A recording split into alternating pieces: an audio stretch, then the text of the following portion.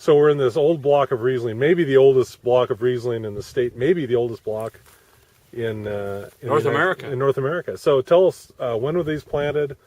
What's the history of these vines? Who gets them now?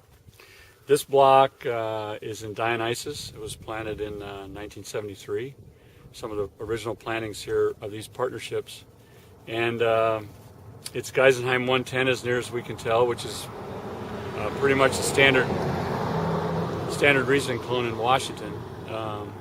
And it's still, it's planted kind of an older style 6x10 spacing, but our vineyard manager still coaxes good tonnage out of the block, and so we've got some happy wineries like Long Shadows, Arborcrest, Bookwalder, Raza, and a couple others that get fruit from here, and it's kind of exciting to farm 40-year-old Riesling. Wouldn't you agree, Derek? A very unique aspect of this block is that for a number of years this was overhead irrigated, and what we've created here is an extensive root system. So this is something you probably you won't see any more of probably ever, because you wouldn't want to take that number of years to create that type of roots. But we have roots that are over 40 feet long, and so there's a buffering capacity here that just makes this block very, very unique.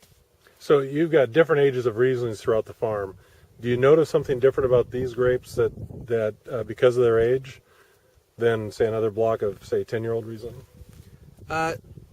I would say from my aspect of farming it, it's regulated a little bit down, so it doesn't want to produce 10 tons and you have to take some of the crop off.